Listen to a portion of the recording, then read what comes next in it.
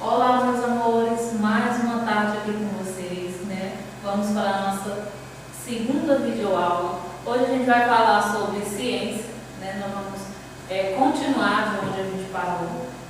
Vamos fazer uma recapitulação, né, do assunto. Ficamos em camadas da Terra e posteriormente a gente vai adentrar de onde a gente parou.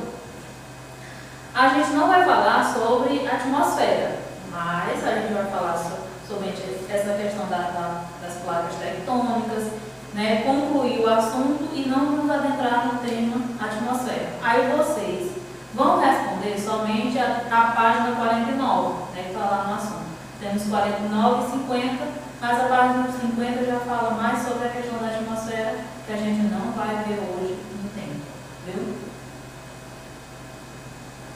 Camadas da Terra. A Terra é formada por 3 camadas. Aí nós temos aqui crosta, manto e núcleo. O que diz a crosta? Camada mais superficial, de estrutura relativamente fina e bastante rochosa. No manto nós temos, localizada abaixo da crosta, apresenta propriedades sólidas. E o núcleo é a camada mais interna e quente da Terra, apresenta 2 porções. Temos o núcleo externo e o núcleo interno. O núcleo externo é como eu já falei para vocês, esse termo ex está se referindo a fora e o termo in está se referindo a dentro. Então o núcleo externo é a parte de fora do núcleo e o núcleo interno, né, é o centro do núcleo. O núcleo externo, formado por níquel, ferro, é níquel e ferro líquido. Já o núcleo interno, também formado de níquel, mas com ferro sólido. Tia, mas o núcleo não é todo líquido, totalmente líquido? Não, né? O núcleo, essa parte externa dele é líquida. Já a parte interna, né, que é o centro do núcleo, é formado por ferro do estado sólido. Aqui nós temos uma imagem que, né, retrata essas 3 camadas separadamente. Nós temos a crosta, que é como se fosse a casquinha da Terra.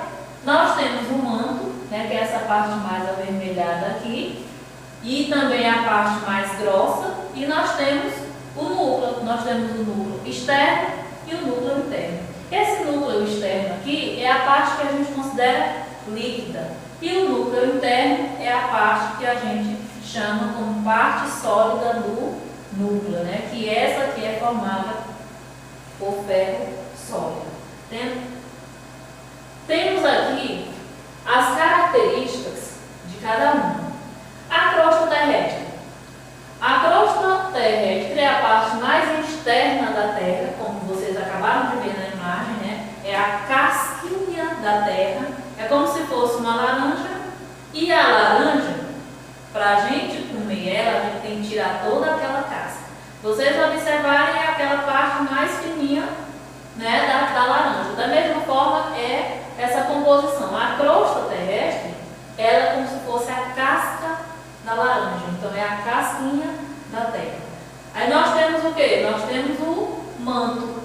Esse manto aqui é essa parte mais espessa, como se fossem os gomos, né, da laranja.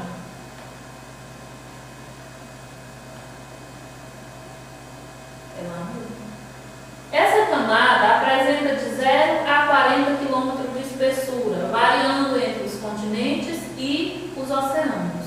Ou seja, essa casquinha da Terra, que a gente, né, considera, por mais que seja fininha, mas ela varia entre 0 a 40 km de espessura, né? E é onde a gente encontra os oceanos e os continentes, que é onde existe vida, né? Essas partes que estão do lado de fora da Terra e que existem plantas, existem pessoas, existem animais, existe água, né? Nessa parte espessa externa que todo mundo vê. A crosta é formada por grandes porções sólidas, denominadas de placas tectônicas, que se movem lentamente sobre o manto terrestre, né? Então essa crosta terrestre ainda está subdividida? Sim. Nós temos a crosta, ela é toda recortadinha e o que a gente placas tectônicas. Lá na frente vocês vão ter um subtema dentro do tema camadas da Terra que vai falar sobre as placas tectônicas. A região denominada de descontinuidade de Mohorovic divide a crosta do manto terrestre. Aí agora nós temos o manto, né? O manto é a camada mais extensa, como vocês viram, é a camada mais larga, numa desmembramento entre crosta, manto, núcleo externo e núcleo interno. O manto é a parte mais grossa, como a gente viu na imagem. É a camada mais extensa localizada abaixo da crosta terrestre, né? Se a gente for pegar a camada mais em cima, a camada mais embaixo e a outra camada, então a primeira é a crosta, já a segunda camada é o manto. Ela é formada por diferentes tipos de rocha, como o silício, o magnésio, que permanece em estado líquido como consequência do calor emanado pelo núcleo. O manto é dividido em duas camadas. Temos o manto superior e o manto inferior.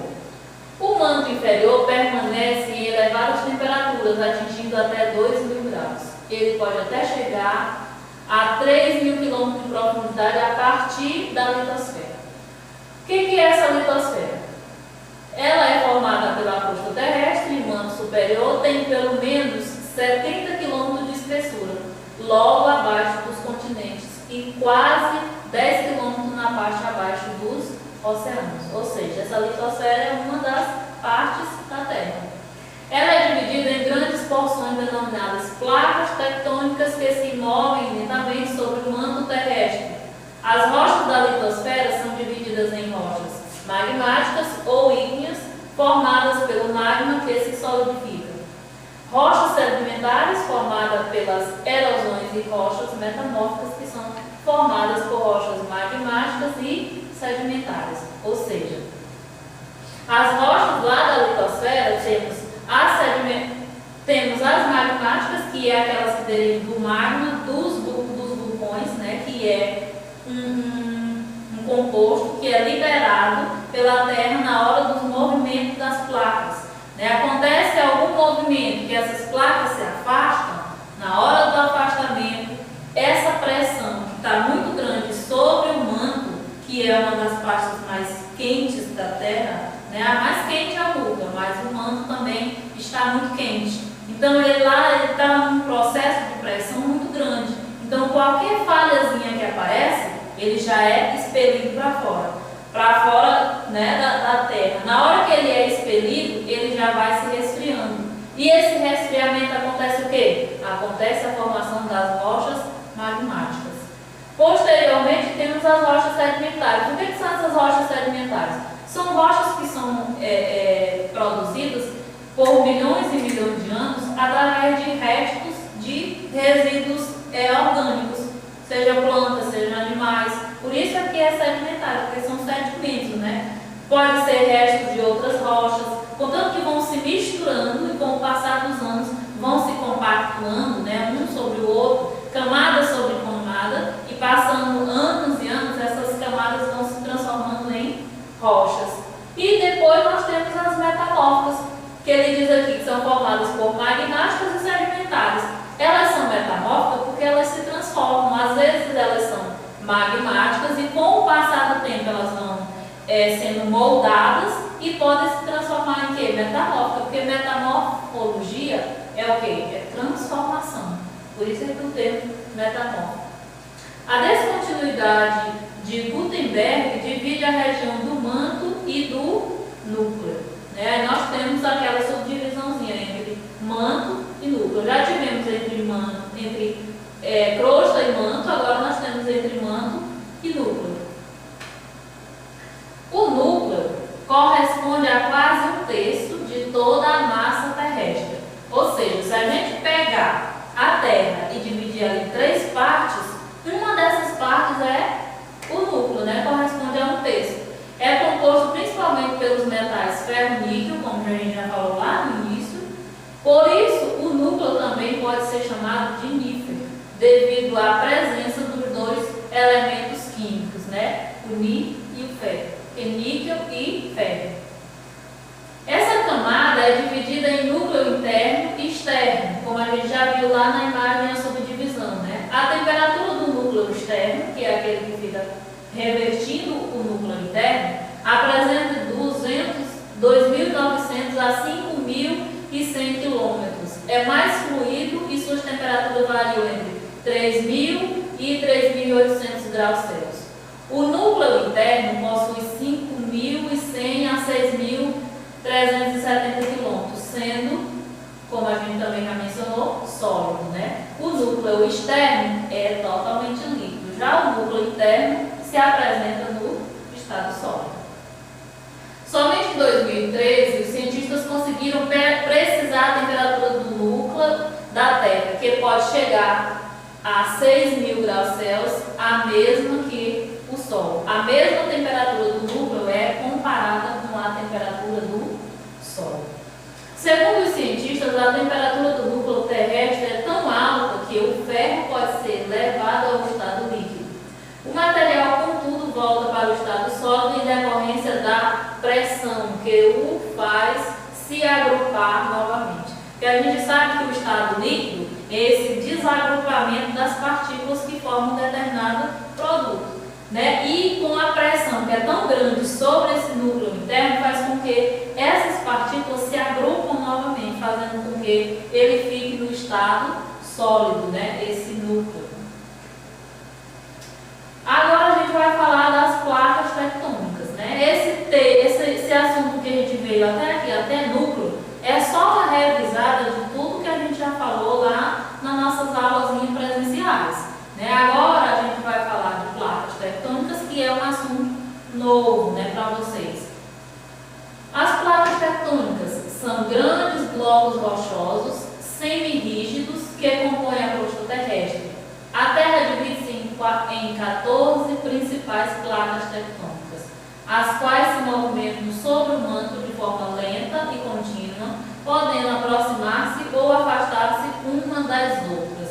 Como assim, tia? Elas estão divididas e ainda por cima estão em movimento e a gente não consegue perceber tudo isso. Bom, esse movimento acontece, como o texto fala, muito lentamente. Então é por isso que a gente não consegue perceber esse movimento das placas, a não ser que seja um movimento brusco, como por exemplo um choque ou um afastamento muito intenso, né? Se acontecer um choque entre as placas, a gente vai perceber, porque vai acontecer um tremor. Se for, por exemplo, na parte oceânica, pode acontecer um terremoto, né? Então a gente vai perceber. Caso não seja um movimento brusco, seja apenas o movimento natural delas, a gente não percebe, porque é muito lentamente. A movimentação das placas resulta na formação de montanhas, fossas oceânicas, atividades vulcânicas, terremotos e tsunamis. Como assim, tia? Como é que a movimentação de placas pode resultar na formação de uma montanha? Pode acontecer. Lá na frente vocês vão ver imagens no momento em que uma placa tectônica ela colide com a outra. No momento em que acontece a colisão, que é o chocamento entre uma placa e outra, dependendo da intensidade, ela se entorta. Quando acontece esse movimento dela se entortar, a outra placa se entortar, aí o que acontece? Acontece a elevação do solo. E o que é a montanha? É a elevação do solo. O solo está plano, mas em algum momento ele acontece uma elevação. Então ali é um tipo de montanha. Aquela montanha se formou a partir de quê? Foi só um monte de terra que foi colocado lá? Não. Ela se formou a partir desse movimento entre as placas. E esse movimento, o que aconteceu? Aconteceu um choque entre uma placa e outra. A placa está reta. É uma placa aqui e outra aqui. Elas vão se movimentando. No momento em que, ao invés de uma estar sobre a outra, ou uma passar embaixo da outra, aconteceu um choque de frente. Aí o que acontece? Essa placa enrijece, né? Ela se eleva. Porque ela não podia quebrar. Então ela se levantou. E aí, nesse movimento de elevação, acontece a formação das montanhas. E as fossas? As fossas é uma cava que tem no chão, né? É como se fosse uma falha no chão. E essa falha, aqui no caso no oceano, né? Essa falha no fundo do mar acontece como? É esse afastamento. Quando ela se afasta, aí vai ter que esse solo vai ter que ceder. É como se fosse uma coisa que tivesse grudada e que quebrasse. Na hora que quebra, acontece essa falha. Aí por isso é que existem lugares mais profundos no mar e lugares mais rasos. Por quê? Porque houve a questão da falha naquele solo. Atividades vulcânicas, terremotos e tsunamis. As atividades vulcânicas é como eu mencionei, né? Nós temos aqui uma falha na placa tectônica, só que não é na crosta. A falha onde? No manto, né? O manto a falha do manto não, a falha na crosta, né? E esse manto ele está caçando só uma brechinha para ele sair. Então toda vez que acontece um movimento de placas e essa crosta dá uma brechazinha, por mais que não abra até aqui no solo, mas cada brechazinha que ela vai dando espaço, o manto vai subindo. Aí vai acontecendo o quê? Nessa subida dele vai acontecendo o resfriamento, né? Lá onde ele está normalmente é totalmente quente, mas na hora que ele dá uma subidinha para perto da crosta, ele já vai se resfriando. Então aquela área já vai se solidificando. Toda vez que a crosta tiver uma brechazinha, ele vai tentando sair. Ele vai tentando sair até quando acontecer uma falha maior e esse manto conseguir, né, esse magma lá do manto conseguir sair sobre a crosta. No momento que acontece essa saída, acontecem essas atividades vulcânicas, né? Os terremotos, como eu já mencionei, qualquer deslizezinho que acontecer, que não seja um movimento natural, se por acaso ela está acontecendo um movimento natural, de minuto em minuto acontece um movimento, mas se por acaso acontecer uma pausazinha, então ele, na hora de retornar, ele vai compensar aquela pausa que teve. Por exemplo, cada minuto ela vem e volta. Parou um minuto, quando ela retornar às suas atividades, ela vai querer compensar o minuto que foi parado, então ela vem em 2 minutos. Aí é o momento que acontece essa sensação que a gente sente aqui fora, seja de terremoto, seja se for em água, seja de tsunami, né, que aí a água vem em uma intensidade muito maior sem a gente poder controlar, e esse movimento faz com que essas atividades se tornem catastróficas, mas ao mesmo tempo naturais, né? São eventos naturais. A teoria das placas tectônicas. Aí vocês perguntam, mas como surgiu essa ideia de que essas placas existem e que se movimentam, né? Aqui, Alfred Wegener. Em 1913, ele apresentou a teoria da deriva continental, que afirma que há milhões de anos as massas de terra formavam um único supercontinente, chamado Pangeia, que eu também expliquei nas aulas anteriores, né? Que era a massa inteira sem subdivisão. Né? Hoje a gente tem vários continentes separados, seja por oceano, seja por limites geográficos naturais como o rio, não importa. Hoje a gente tem vários, né? Mas antes a gente só tinha né? Que era só essa massa composta, como se fosse um bolo, e antes de você, uma massa de bolo, antes de você dividir nas bandejas, né? Nas formas, a sua mãe vai fazer um bolo, só que a massa que ela junta lá, ela vai fazer para 3 bolos, só numa vasilha só. Mas antes dela dividir nas 3 formas, a massa está sozinha, né? Está ali inteira dentro da bacia.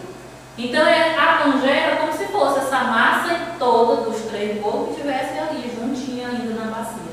Com o passar dos anos, essa massa foi se dividindo.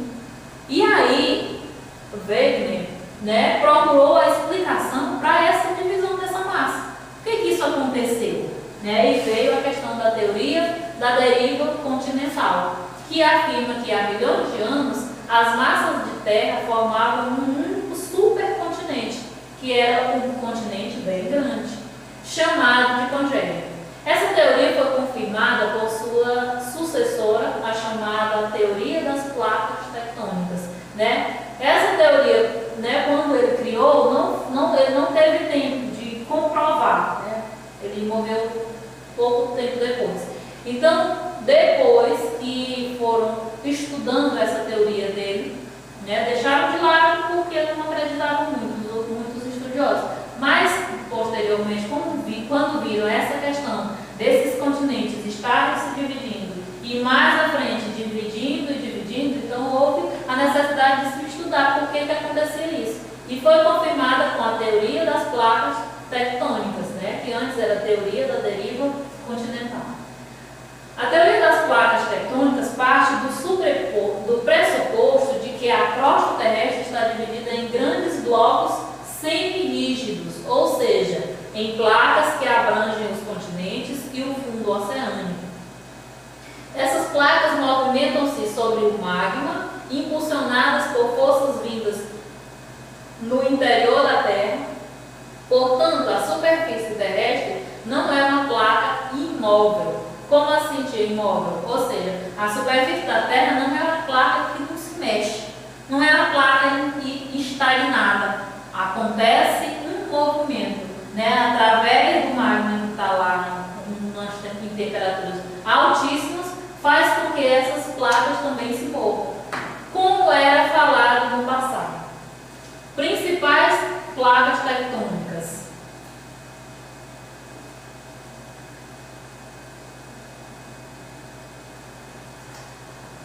O planeta Terra está dividido em 52 placas, sendo 14 principais e 38 menores.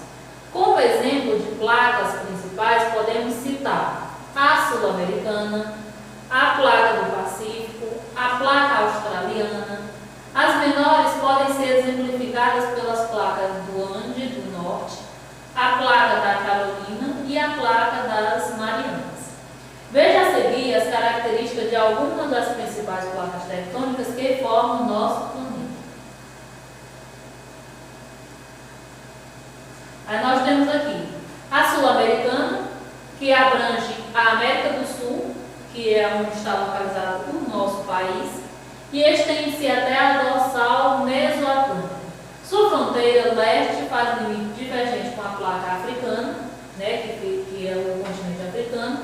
Ao sul faz limite com a placa antártica e com a placa escótica. A oeste faz limite convergente com a placa de Nazca e ao norte limita-se com a placa caribenha. A placa de Nazca localiza-se à esquerda da placa sul-americana, que é essa placa que está acima. O choque entre essas duas placas formou a Cordilheira dos Andes, que é o que eu mencionei para vocês, né? A Cordilheira dos Andes é o quê? É um conjunto de montanhas. E como se formou? A partir do choque entre a placa de Nazca e a placa sul-americana. A placa do Pacífico abrange boa parte do Oceano Pacífico. Limita-se ao norte com a placa do Explorador, com a placa Juan de Fuca e com a placa de Gorda. Seu limite com a placa norte-americana resultou na falha de San Andrés, que é uma das falhas mais conhecidas no mundo, que é o que eu mencionei para vocês, no momento em que as placas se afastam. Aí acontece a questão do falhamento, que é onde, como se existisse como se fosse uma cratera, né? Um buraco que surgiu, só que ela é retilínea, porque é uma falha que surgiu ali, como se fosse um corte na Terra. A placa euroasiática abrange parte da Eurásia e limita-se com a placa africana e a placa da Índia. Separa-se da placa norte-americana pela dorsal mesoatlântica. Aí nós temos aqui os tipos de placas. Falamos das principais, falamos aqui aquela que nós estamos localizados, e agora nós temos os tipos dela, que é a oceânica, que é aquelas que encontram-se no açoite oceânico, né, que é aquelas que ficam na parte oceânica. Temos as continentais, que situam sobre os continentes, e temos as oceânicas continentais, que situam-se sobre o continente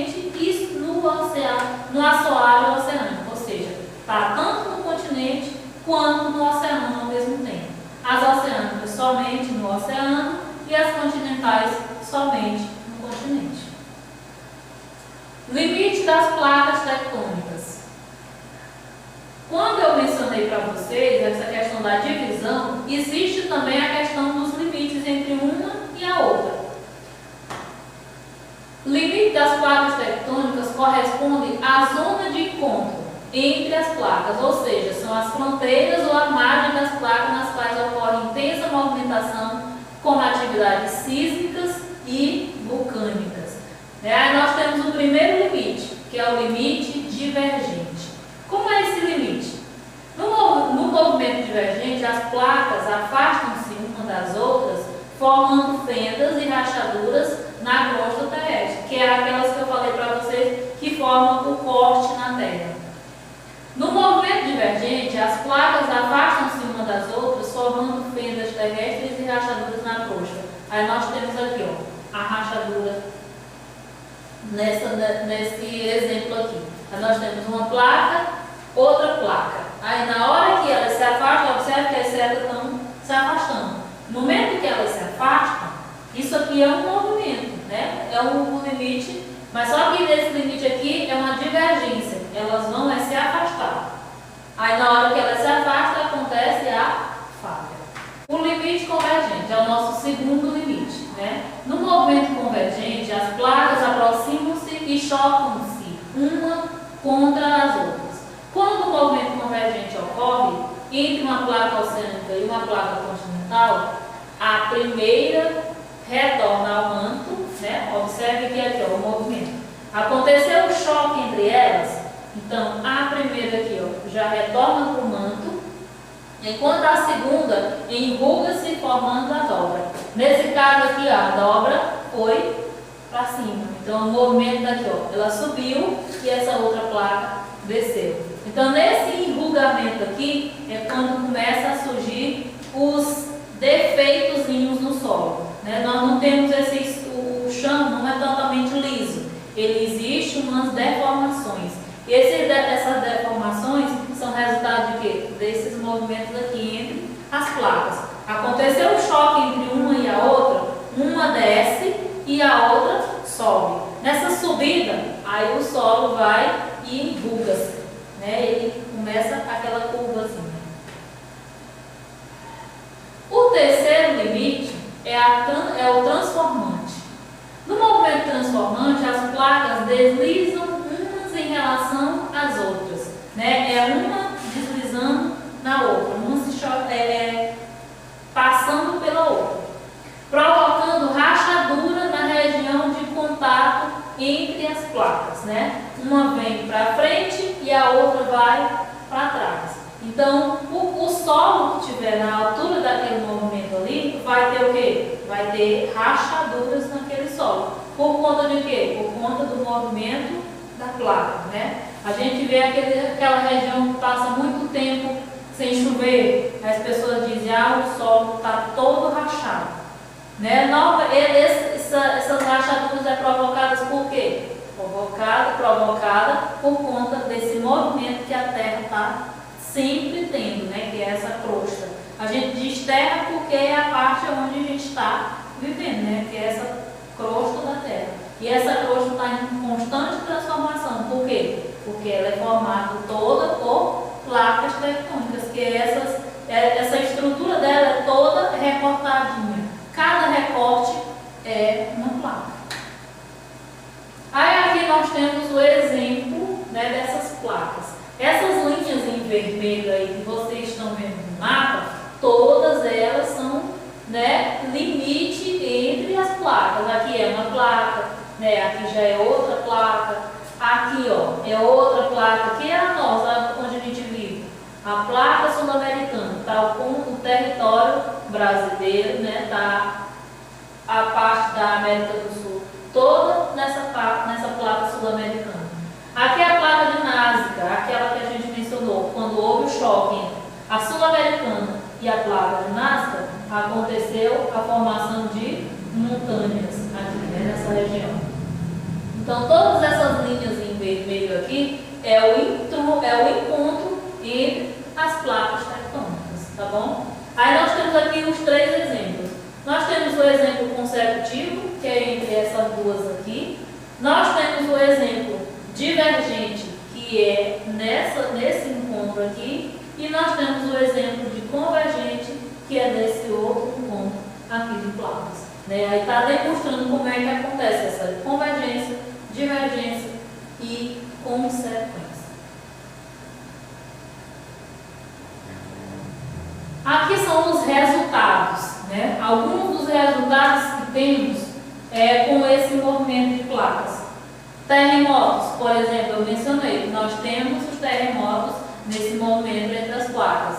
São também chamados de abalos sísmicos, são tremores passageiros que ocorrem na superfície da Terra. Esse fenômeno natural pode ser desencadeado por fatores como atividades vulcânicas, falhas geológicas e principalmente pelo encontro de diferentes placas tectônicas. Aí nós temos o quê? Catástrofes, né? Destruição na hora que acontece esse tipo de evento. Por mais que seja natural, mas quando isso acontece, né, abala com muita coisa. Vulcões são estruturas geológicas constituídas de massa de rocha fundida devido às altas temperaturas em seu interior. Basicamente representam uma abertura na superfície terrestre, capaz de expelir material magmático e gases vindos do interior da Terra. É o que eu mencionei para vocês, né? Essa estrutura vai se formando por conta da falha que a crosta terrestre vai tendo embaixo, né? Não é aqui em cima, é por baixo. Então o magma vem subindo. Cada espaço que ele vai encontrando, ele vai subindo. E aí faz com que essa crosta terrestre vá tomando essa formada afunilada. Até quando ela não resiste mais e abre. No momento em que ela abre, o magma que estava aqui embaixo subindo junto com ela, ele é expelido para fora. Né? Isso é um dos resultados do movimento de placas também. Aqui são os pontos onde tem a questão da localização dos vulcões. Né? Se vocês observarem, praticamente onde tem encontro de placas, nós temos formação vulcânicas. Cataclismos. Existem diversas catástrofes naturais. Os furacões provocam a destruição através da intensidade do vento. Os terremotos podem devastar uma área como consequência dos movimentos internos da Terra. A lava de erupções vulcânicas destrói tudo o que estiver na sua frente. As chuvas torrenciais provocam enchentes e todo tipo de consequências nos territórios afetados. Todas essas catástrofes são consideradas como cataclismos. Então, o que são esses cataclismos? São resultados desses outros eventos que a gente já teve. Resultado dos terremotos, resultado dos vulcões, resultado dessas chuvas muito grandes que temos. Então, são essas destruições dos eventos naturais, são os cataclismos. Vulcanismo é um fenômeno geológico que ocorre no interior da Terra para a superfície, quando há o extravasamento do magma em forma de lava. Além de gases e fumaça, o termo vulcanismo é utilizado para designar uma série de fenômenos e elementos vulcânicos. O processo de vulcanismo é resultado das características de pressão e temperatura constituídas no subsolo. Então é como se fosse um vulcão em erupção, expelindo tudo do que ele é composto. Né? Todos esses materiais que compõem o magma e que está aqui, foi subindo. Então na hora que a gente vê o vulcão, né, tá lá liberando os gases dele, ali está formado o vulcão. Mas o vulcanismo é o quê? É esse ato, é o momento de expelir, né, todos esses materiais que compõem o magma. Aí essa lava derretendo, essa lava destruindo tudo enquanto é de plantas que estiver por aqui por perto, de animais, tudo isso faz com que seja criado o termo vulcanismo, que é essa destruição e essa liberação de todos esses componentes. Bom, a gente falou sobre essas camadas da Terra, né? Falamos sobre a questão das placas tectônicas e a gente né, encerra por aqui a nossa aula. Na próxima aula a gente vai falar sobre a atmosfera, como eu iniciei falando que vocês vão responder a atividade somente as questões que estão na página 49, né? Na próxima aula que a gente estiver falando sobre ciências, o nosso tema será a atmosfera, que aí vocês vão terminar de responder a atividade, viu? Boa aula para vocês em casa, né? Bons estudos. Espero que esse feedback aconteça, né, entre a escola, o professor e vocês aí em casa. Estamos aguardando, né, o retorno. Qualquer coisa que precisar, é como eu já coloquei no grupo. Precisando, pode mandar mensagem, seja pelo grupo, seja individual, que nós estaremos atendendo.